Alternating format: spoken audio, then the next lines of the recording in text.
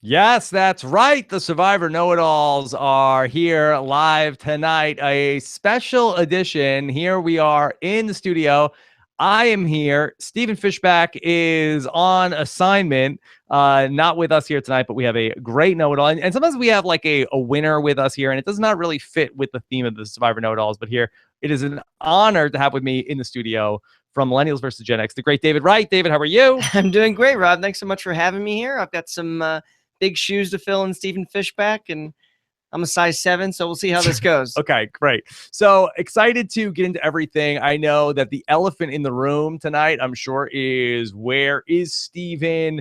Does Steven plan his travel schedule based on Survivor?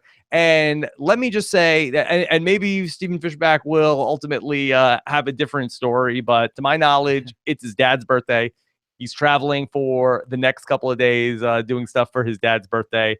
I think that if he was here tonight, I think that he would be chomping at the bit to defend JT. I think that based on his analysis last week, he has not backed down from defending JT. And I don't think that he is saying, oh, I can't handle the heat of JT getting voted out. And that's why I have to not be on the know-it-alls tonight. So that's my official opinion on that. You can, see what Steven says in his People blog, which I'm assuming is still going to go up. I don't think he's going to ask for a week off from that. So ultimately, we'll see. But let's not try to do too much sort of psychoanalyzing why it's not the first week in Survivor history that Stephen Fishback has not been able to be with us on the Survivor Know-It-Alls. And surely whenever we get him back, we will get his take on everything. But I'm very excited to have David here in the studio. I've been dying to talk to you about this season.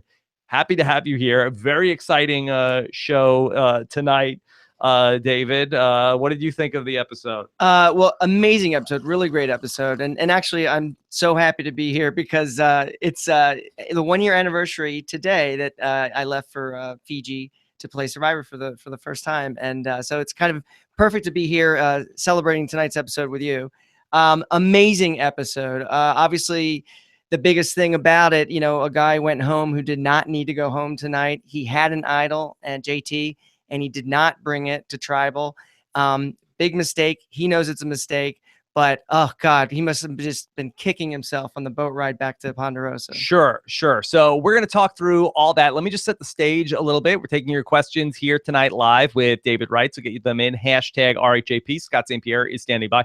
Got a great week of podcasts for you guys that we're about to kick off. So tomorrow, of course, we'll have our exit interview with JT, be able to get his take on everything coming up.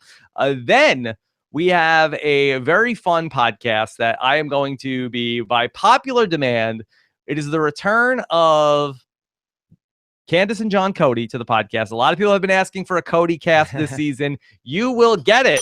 John and Candace Cody, a lot of ties to this season. That not only did Candace play with JT in the Heroes versus Villains, played with Ozzy in Cook Islands, played with Sari in Heroes versus Villains. They have a lot of connections to Brad Culpepper. So very interested to talk with them. And then on Friday, this is a lot of hype about this, but Randy Bailey has finally accepted a position to come on the Survivor voicemails this week.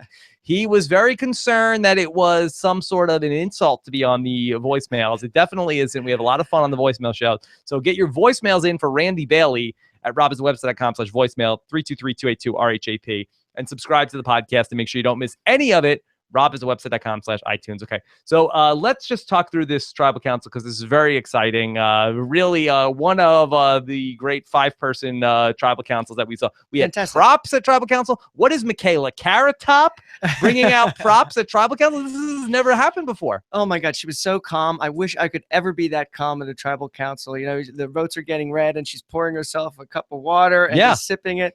Obviously, she had full confidence about what the result was going to be. Yeah, I mean, can you imagine if Jeff Varner flipped and then she's like, what? Like that clip again? Exactly.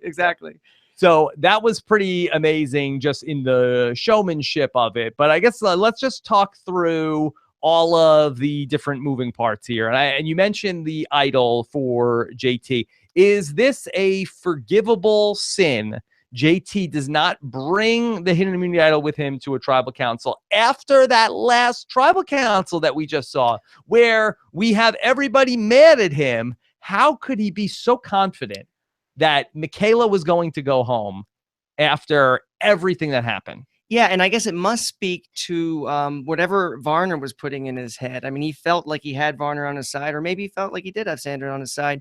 But yeah, we can certainly forgive JT or not. The question is, can JT forgive JT? I think he must have just been absolutely livid, just mad at himself for you always bring an idol. If you have an idol, you always bring it to tribal and just have it just in case. And I got to believe that before the votes were read, he had some suspicion that things were not going to go his way.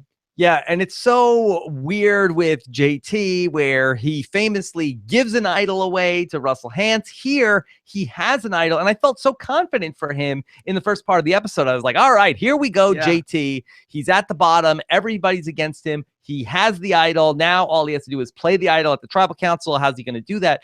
And then to have gotten snowed so badly, and then not even to the point where he's going to bring the idol to a tribal council. I mean, that is just, I can't wait to find out from him what he's thinking in that spot. Because, I mean, could you imagine, like, if this week, if Troyzan goes to a tribal council and then doesn't take the idol with him for some reason? Yeah. I mean, the takeaway is always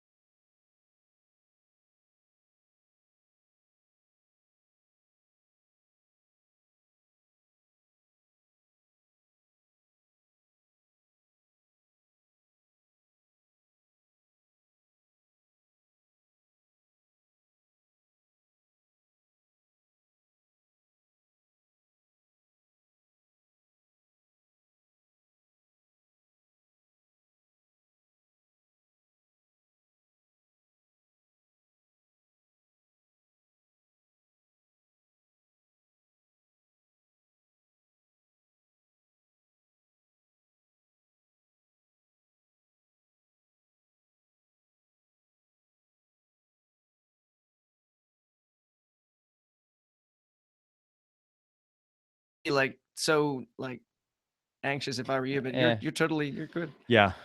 Okay. Like so like Okay, wait, hold on. Now I'm hearing myself back. Totally, you're good. Oh, yeah. We're back. Hold on. Okay. Maybe we're back. Maybe we're back on. Okay, it looks like we're back on. Okay, wait, hold on. Now I'm hearing.